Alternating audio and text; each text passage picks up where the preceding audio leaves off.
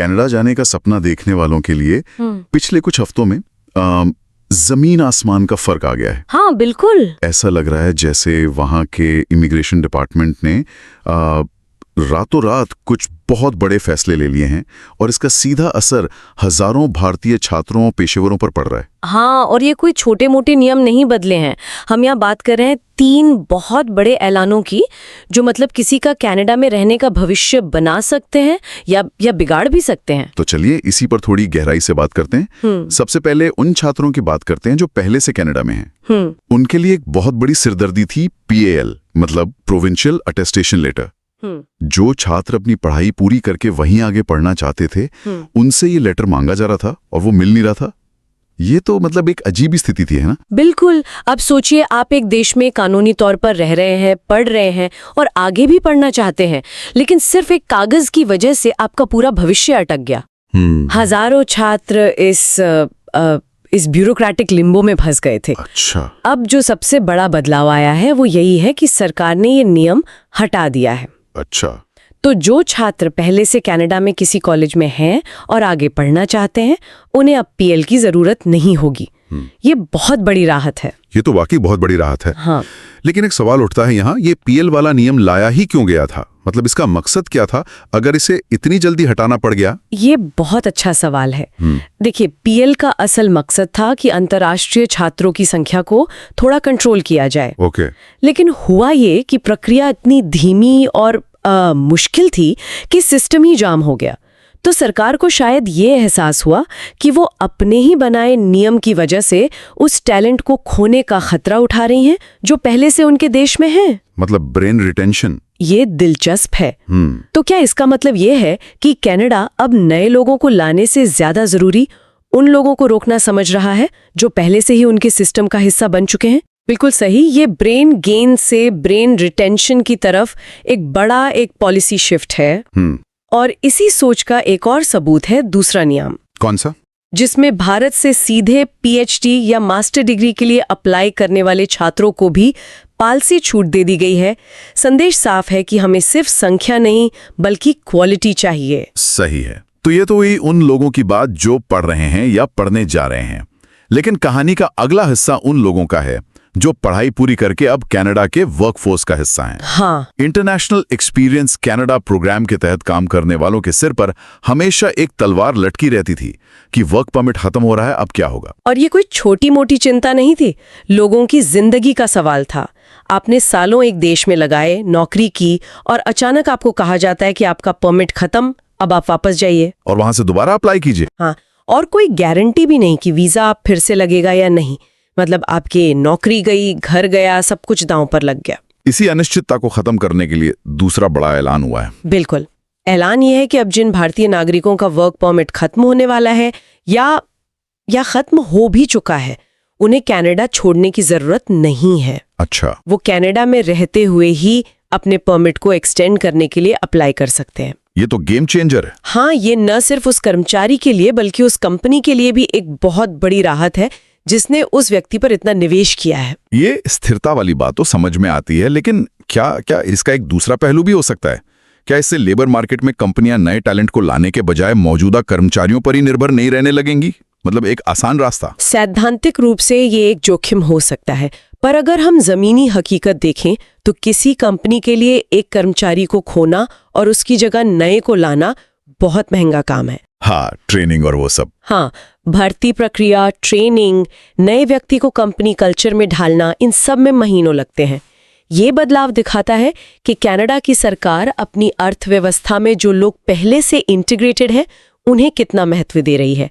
ये वो लोग हैं जो टैक्स दे रहे हैं, खर्च कर रहे हैं, सिस्टम का हिस्सा हैं। तो ये सिर्फ एक इमिग्रेशन नियम नहीं, ये एक आर्थिक नीति भी है। बिल्कुल। ठीक है, तो छात्रों के लिए पढ़ाई आसान हुई, काम करने वालों को स्थिरता मिली, लेकिन अब आते हैं उस चीज पर जिसका इंतजार सबको रहता है, वो आखिरी मंजिल, परमानेंट रेजिडेंसी यानी PR। और यहीं पर जो जानकारी है वो किसी धमाके से कम नहीं है। हाँ, और इस धमाके को समझने के लिए हमें पहले इसके पीछे के आंकड़ों को देखना होगा। बताइए।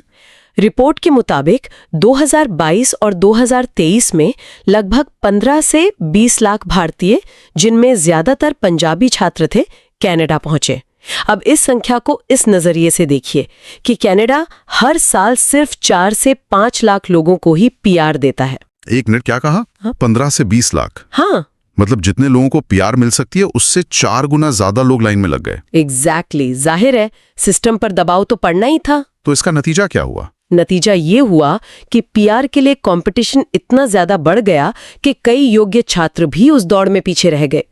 और जब सामने का दरवाजा बंद दिखने लगता है तो लोग दूसरे रास्ते तलाशते हैं। और यहाँ दूसरा रास्ता क्या था? बड़ी संख्या में छात्रों ने एक वैकल्पिक रास्ता अपनाया और रेफ्यूजी केस यानी शरणार्थी के तौर पर सुरक्षा के लिए अप्लाई कर दिया। ये तो बहुत बड़ी बात है। मतलब जो लोग पीआर के सीधे रास्ते से नहीं आ पा रहे थे, उन्होंने एक तरह से सिस्टम के एक लूप होल का इस्तेमाल किया। हाँ, कह सकते हैं। तो अब सरकार उनके लिए क्या कर रही है? यहीं पर तीसरा बड़ा ऐलान आता है ना? बिल्कुल। और ये ऐलान सुनकर कई लोग हैरान रह गए।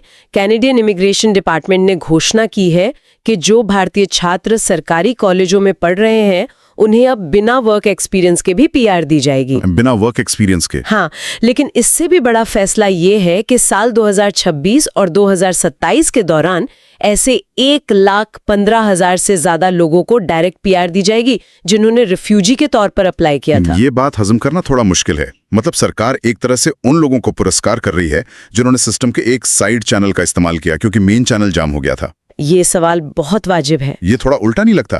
क्या ये उन लोगों के साथ नाइंसाफी नहीं है जो सही तरीके से अपनी बारी का इंतजार कर रहे हैं? हाँ, और कनाडा में भी इस पर बहस जरूर होगी, लेकिन इसे सरकार के नजरिए से देखने की कोशिश करें। उनके सामने एक बहुत बड़ी आबादी थी जो देश में रह रही थी, काम कर रही थी, लेकिन कानूनी तौर पर एक अनिश्चितता में जी रही थी। ये लोग सिस्टम में फंस गए थे, उन्हें वापस भेजना भी मुश्किल था और पारंपरिक पीआर रास्ते से नागरिक बनाना भी। तो ये सिर्फ एक इमिग्रेशन पॉलिसी नहीं, ये एक तरह का एडमिनिस्ट्रेटिव फैसला भी है। एडमिनिस्ट्रेटिव फैसला? आप इस फर्क को थोड़ा और समझा सकती हैं? देखिए, एक इमिग्रेशन पॉलिसी भविष्य के लिए नियम बनाती है कि कौन कैसे देश में आ सकता है। ठीक है। लेकिन एक एडमिनिस्ट्रेटिव फैसला वो वर्तमान में पैदा हुई किसी समस्या को सुलझाने के लिए होता है। यहाँ सरकार ये नहीं कह रही है कि रिफ्यूजी का रास्ता पीआर के लिए एक नया तरीका है, बल्कि वो कह रही है कि हमारे सिस्टम पर एक बहुत बड़ा बैकलॉग जमा हो गया है, एक समस्या खड़ी हो गई है जिसे हमें साफ करना है। तो ये एक तरह की वन टाइम सेटलमेंट स्कीम जैसी है? हाँ, बिल्कुल।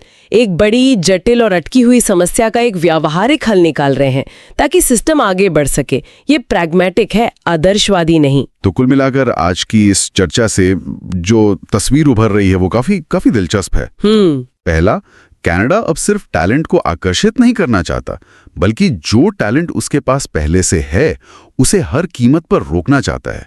दूसरा, वो अपने लेबर मार्केट में स्थिरता को प्राथमिकता दे रहे हैं। और तीसरा ये कि जब उनका सिस्टम भारी दबाव में आकर जाम हो गया तो वो नियम कानून की किताबों से बाहर निकलकर एक अप्रत्याशित और व्यवहारिक समाधान लेकर आए। आपने बिल्कुल सही सारांश दिया। ये तीनों बदलाव कनाडा की इमिग्रेशन नीति में एक बड़े रणनीतिक बदलाव का संकेत है।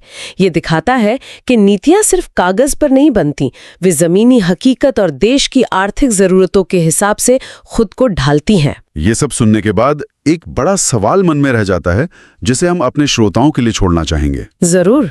स्रोत में ये साफ तौर पे कहा गया है कि ये फैसले रातों रात लिए गए।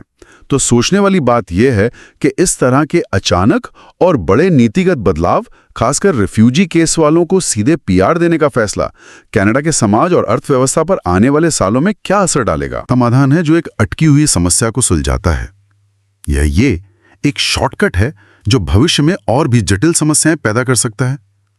और इसका उन लोगों पर क्या असर पड़ेगा जो सालों से नियमों के तहत अपनी बारी का इंतजार कर रहे हैं?